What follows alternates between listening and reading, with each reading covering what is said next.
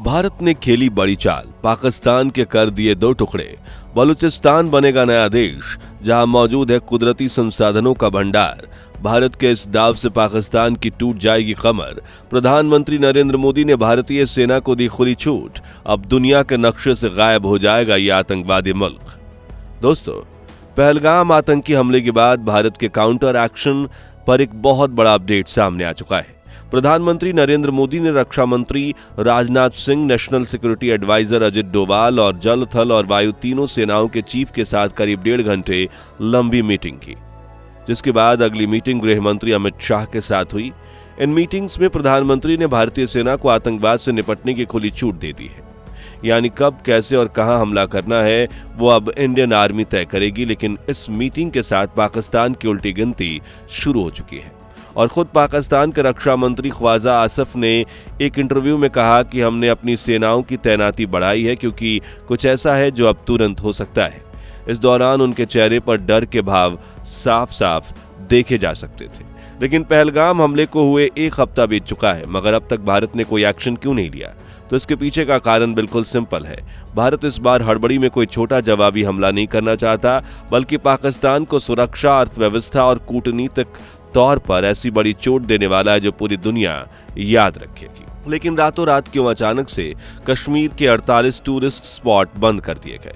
क्या भारतीय सेना पाक ऑक्युपाइड कश्मीर को वापस लेने वाली है? और कैसे बलूचिस्तान को आजादी दिलवाकर भारत पाकिस्तान की कमर तोड़ सकता है? जानेंगे हर लेटेस्ट अपडेट इस वीडियो में। लेकिन उसके पहले हर भारतीय वीडियो को लाइक करके कमेंट बॉक्स में जय हिंद का नारा जरूर लगा दीजिए। दोस्तों, भारत सरकार का इस वक्त सिर्फ एक मकसद है कि पहलगाम के दर्दनाक हमले में शामिल आतंकवादी और उनका समर्थन करने वाले देश पाकिस्तान को ऐसा सबक सिखाया जाए कि भविष्य में ऐसी हरकत फिर कभी ना हो। क्योंकि अगर आप इतिहास भी उठाकर देखेंगे तो फिर चाहे वो पार्लियामेंट अटैक हो, मुंबई में हुआ 26/11 का आतंकी हमला हो, 2016 में पठानकोट एयरबेस पर हुआ अटैक हमला हो, या फिर 2019 का पुलवामा अटैक, पाकिस्तान और वहां छिपे बैठे आतंकवादी अक्सर भारत की सुरक्षा को कॉम्प्रोमाइज करते आए हैं। भारत ने 2016 और 2019 के हमले की जवाबी कार्रवाई जरूर की थी, लेकिन फिर एक बार पहलगाम का आतंकी हमला हुआ जिसमें निर्दोष सिविलियंस को टारगेट किया गया। इसलिए अब प्रधानमंत्री नरेंद्र मोदी ने सरेआम ये चेतावनी दे दी है कि अब भारत बड़ा एक्शन लेगा, जिसके लिए केंद्र में कई बड़ी हाई लेवल में बैठकें हो रही हैं, जिसे लेकर मंगलवार को इंडियन आर्म्ड फोर्सेज और डिफेंस मिलिट्री के साथ प्रधानमंत्री की पहली मीटिंग हुई और फिर गृह मंत्री अमित शाह के साथ दूसरी मीटिंग हुई। क्योंकि पैरामिलिट्री फोर्सेज यानी अर्धसैनिक बल केंद्र सरकार के अंडर में आता है, जिसमें बीएसएफ यानी border security forces, national security guard, central reserve police force और सशस्त्र सीमा बल शामिल है। इन मीटिंग्स में प्राइम मिनिस्टर ने इंडियन आर्मी और पैरामिलिट्री फोर्सेज को तगड़ा एक्शन लेने की खुली छूट दे दी है। फिर 30 अप्रैल यानी बुधवार के दिन पीएम मोदी ने कैबिनेट मंत्री, cabinet committee on security, cabinet committee on economic affairs और cabinet committee on political affairs के साथ 3 हाई लेवल मीटिंग्स की। ये मीटिंग्स इस बात का संकेत है कि भारत एक बड़ा एक्शन लेने वाला है, क्योंकि पुलवामा हमले के बाद फरवरी 2019 में भी ऐसी ही सुपर कैबिनेट मीटिंग्स हुई थी, जिसके कुछ दिनों बाद 21 फरवरी के दिन इंडियन एयरफोर्स ने पाकिस्तान में घुसकर बालाकोट एयर स्ट्राइक की थी। इसलिए इन मीटिंग्स की खबर ने पाकिस्तानी हुकूमत को हिला दिया है, क्योंकि इस वक्त पाकिस्तान युद्ध लड़ने की स्थिति में बिल्कुल नहीं है। उसके पास ना तो पैसा और ना ही पावर, और ऊपर से पाकिस्तान के बलूचिस्तान प्रांत में सिविल वॉर भी छिड़ चुकी है। आपको याद हो तो हमने वीडियो की शुरुआत में कहा था कि भारत पाकिस्तान को सुरक्षा, अर्थव्यवस्था और कूटनीतिक तीनों फ्रंट पर बड़ी चोट देने के लिए तैयार है। इसमें से सुरक्षा बलों की बात करें तो इस बात में कोई दो राय नहीं कि भारतीय सेना एक बड़ा हमला जरूर करेगी और पाकिस्तान को भारत की तरफ से होने वाली एयर स्ट्राइक का डर सता रहा है, जिस वजह से उसने अपने रडार सिस्टम को इंडिया पाकिस्तान बॉर्डर की तरफ सेट कर दिया है और वो कराची में अपने ग्वादर पोर्ट की सिक्योरिटी बढ़ाने में लगा हुआ है, क्योंकि ग्वादर पोर्ट गया तो पाकिस्तान और चीन दोनों तबाह हो जाएंगे, क्योंकि दोनों की वहां काफी इन्वेस्टमेंट की हुई है और इसी पोर्ट से पाकिस्तान व्यापार भी करता है और अपनी समुद्री सीमा की सुरक्षा भी। इसी कड़ी में अगली चोट यानी इकोनॉमी की बात करें तो भारत IMF यानी इंटरनेशनल मॉनेटरी फंड पर लगातार प्रेशर डाल रहा है कि वो पाकिस्तान को 1.3 बिलियन डॉलर्स यानी 11,000 करोड़ रुपए की वो लोन ना दे जो 9 मई को दी जानी थी, क्योंकि पाकिस्तान इस वक्त IMF के टुकड़ों पर ही पल रहा है। एक्सपर्ट्स का कहना है कि उसकी सेना और आतंकवादी संगठनों की भी फंडिंग IMF से ही आए पैसों से हो रही है, इसलिए भारत इन फंड्स को रोकने की कोशिश में लगा है, जिसके लिए IMF से एक बड़ी मीटिंग भी होने वाली है। और तीसरी यानी कूटनीतिक चोट की बात करें तो भारत ने दुनिया भर के डिप्लोमेट्स को दिल्ली में सेंट्रल गवर्नमेंट्स के हाई कमांड ऑफिस में बुलाकर यह सबूत दिखा दिए हैं कि पहलगाम हमले में पाकिस्तान का हाथ है। इसलिए अमेरिका, रूस, इजराइल, फ्रांस से लेकर सभी यूरोपियन देश इस वक्त भारत के समर्थन में हैं। उनकी तरफ से भारत पर हमला न करने का कोई दबाव नहीं आ रहा, जबकि पाकिस्तान के मित्र राष्ट्र को खुद डरे हुए हैं। फिर चाहे वो तुर्की हो या चीन, शायद ही इस बार पाकिस्तान की कोई मदद कर सके।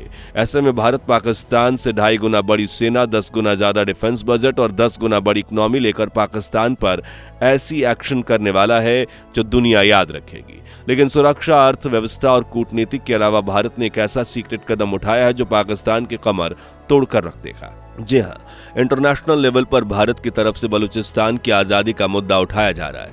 लेकिन बलूचिस्तान पाकिस्तान से अलग क्यों होना चाहता है? तो देखिए, बलूचिस्तान पाकिस्तान का सबसे बड़ा और संसाधन संपन्न प्रांत है, जो देश के कुल क्षेत्रफल का 44% हिस्सा कवर करता है। यहाँ इलाका नेचुरल गैस, खनिज, कोयला और तेल जैसे बहुमूल्य संसाधनों का भंडार है। लेकिन इसके बावजूद यहाँ के स्थानीय बलूच लोगों का आरोप है कि पाकिस्तानी सरकार उन्हें उनके संसाधनों का उचित लाभ नहीं देती और दशकों से उनके साथ भेदभाव कर रही है। यानी बलूचिस्तान को सिर्फ लूटा जा रहा है। पाकिस्तान और चीन बलूचिस्तान के नेचुरल रिसोर्सेज से करोड़ों अरबों रुपए कमा रहे हैं, लेकिन उन पैसों का इस्तेमाल बलूचिस्तान की ग्रोथ में नहीं किया जा रहा। वहां आज भी पक्की सड़कों की कमी है, हेल्थ केयर और एजुकेशन ना के बराबर है, और ऊपर से पाकिस्तानी सेना और खुफिया एजेंसियों के लोग बलूचिस्तान के नागरिकों का शोषण करते आए हैं। बलूच नागरिकों की कभी भी किडनैपिंग हो जाती है, उन्हें टॉर्चर किया जाता है, हत्याएं की जाती हैं और ह्यूमन ट्रैफिकिंग भी की जाती है। यानी वह मानव अधिकारों के साथ नागरिकों को भी चींटी की तरह रौंद दिया जाता है। यही कारण है कि बलूचिस्तान में लंबे समय से अलगाववादी आंदोलन चल रहे हैं। बलोच अलगाववादियों ने लगातार संगठन की ये मांग है कि उन्हें पाकिस्तान से अलग करके स्वतंत्र देश बलूचिस्तान की स्थापना की परमिशन दी जाए, लेकिन पाकिस्तान अपने ही लोगों पर मिलिट्री एक्शन लेकर उन्हें और तड़पा रहा है ताकि उनकी आवाज चुप कराई जा सके और बलूचिस्तान में चल रही सिविल वॉर को दुनिया से छिपाया जा सके। मगर साल 2016 में प्रधानमंत्री नरेंद्र मोदी ने अपने लाल किले के भाषण में बलूचिस्तान का जिक्र किया, जिसके बाद से भारत इंटरनेशनल स्टेज पर बलूचिस्तान में हो रहे अत्याचारों की निंदा कर रहा है। और पहलगाम हमले के बाद भारत ये मुद्दा यूनाइटेड नेशंस, अमेरिका, रूस और कई बड़ी इंटरनेशनल बॉडीज के सामने उठाना शुरू कर चुका है। और अगर बलूचिस्तान को इंटरनेशनल सपोर्ट मिल गया तो फिर 1971 में जिस तरह बांग्लादेश पाकिस्तान से अलग हुआ था, ठीक वैसे ही बलूचिस्तान को भी आजादी मिल जाएगी और पाकिस्तान से सोने का अंडा देने वाली मुर्गी अलग होते ही कंगाल हो जाएगा और कटोरा लेकर दुनिया के सामने भीख मांगेगा। फिर भी कोई देश उसकी मदद नहीं करेगा, क्योंकि उनके पैसे लौटने के लिए पाकिस्तान के पास कोई रिसोर्सेज ही नहीं बचेंगे। यानी एक तरह से भारत बांग्लादेश 2.0 की तैयारी कर रहा है, जिससे पाकिस्तान की सेफ्टी, इकोनॉमी और डिप्लोमेसी तीनों खतरे में आ जाएगी और तबाही का ऐसा मंजर दिखेगा कि पाकिस्तान सिर्फ यही सोचकर पछताएगा कि हमने टेररिज्म को सपोर्ट क्यों किया और क्यों आतंकवादी संगठनों को पनाह दी, क्योंकि अब ये नया भारत है जो सहेगा नहीं, बदला लेगा। तो क्या भारत को पाकिस्तान में चल रहे गृह युद्ध में बलूचिस्तान का साथ देना चाहिए, पाकिस्तान से कश्मीर वापस लेना चाहिए, या फिर सर्जिकल स्ट्राइक करके ऐसी चोट पहुंचानी चाहिए कि वो कभी भारत की तरफ सिर उठाकर देखने की हिम्मत ना करें? अपनी राय कमेंट्स में बताइए। इस खबर को लाइक, शेयर करके हर भारतीयों तक पहुंचाइए और आने वाले वीडियोस में हम ये चर्चा करेंगे कि अगर न्यूक्लियर वॉर होती है तो हम देशवासियों को उसके लिए कैसे तैयार रहना चाहिए। तो चैनल को सब्सक्राइब करके पास वाली घंटी जरूर बजा दीजिए। जय हिंद, वंदे मातरम।